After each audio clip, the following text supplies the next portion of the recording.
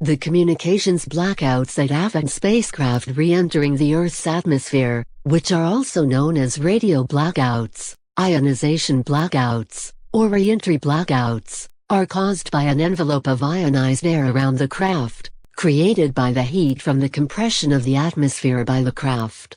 The ionized air interferes with radio signals.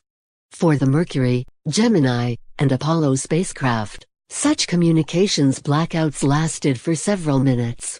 Gemini 2, for example, endured such a blackout for 4 minutes, beginning at 9 minutes 5 seconds into the flight.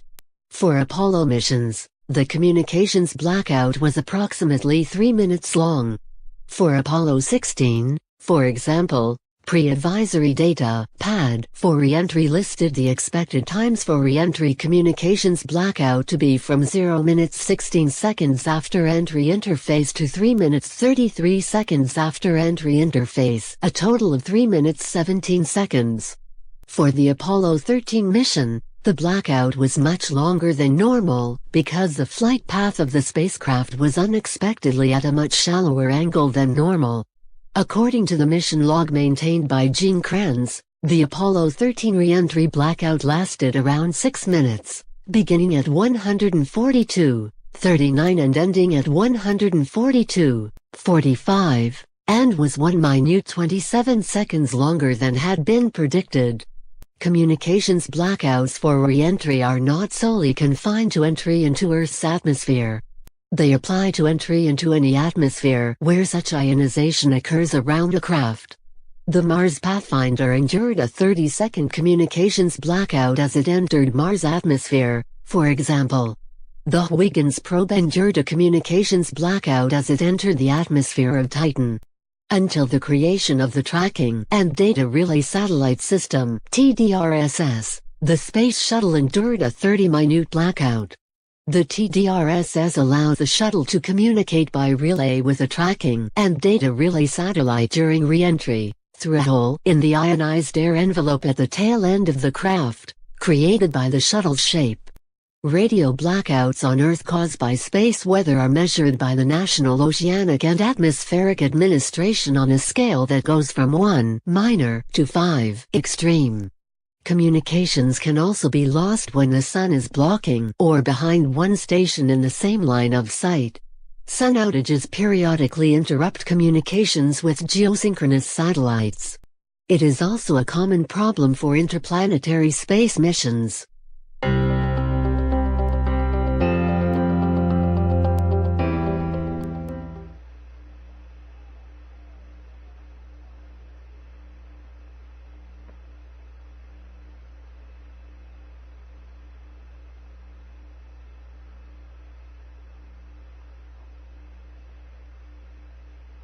We're at 3 minutes 20 seconds since entry. Blackout should end about 3 minutes 53 seconds after entry.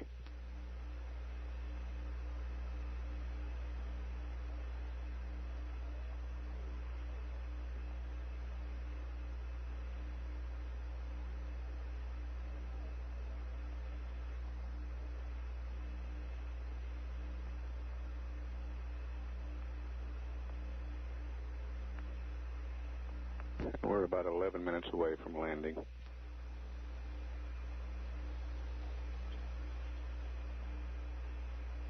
Orion 3 is the uprange Orion aircraft. Apollo 11, Houston through Orion.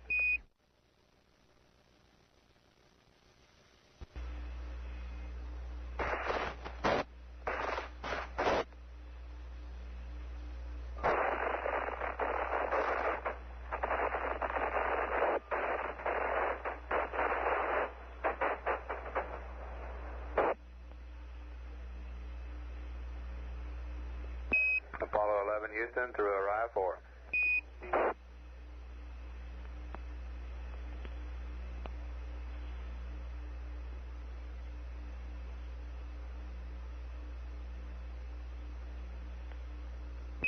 Apollo 11, Houston through Orion, standing by. Over.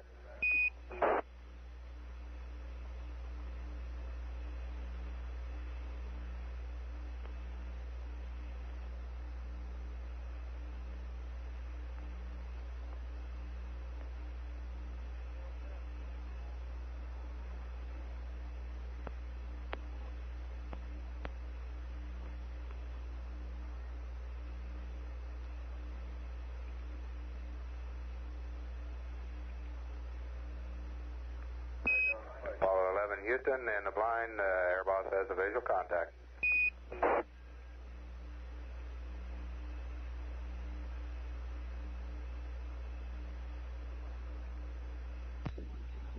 The Hornet now reports a visual contact. Visual contact from the recovery ship.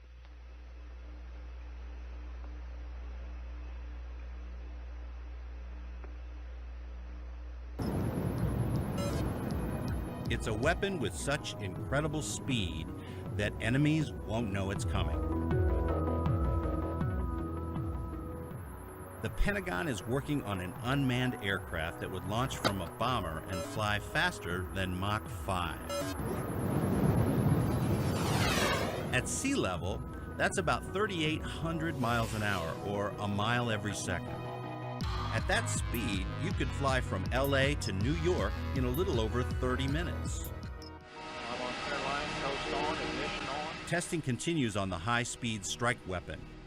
The unmanned hypersonic jet was launched in 2013. The X-51 Wave Rider streaked across the Pacific for about 3.5 minutes and reached a top speed of Mach 5. 4, 3. But this wouldn't be the world's fastest man-made object. Launch. Sequence reset.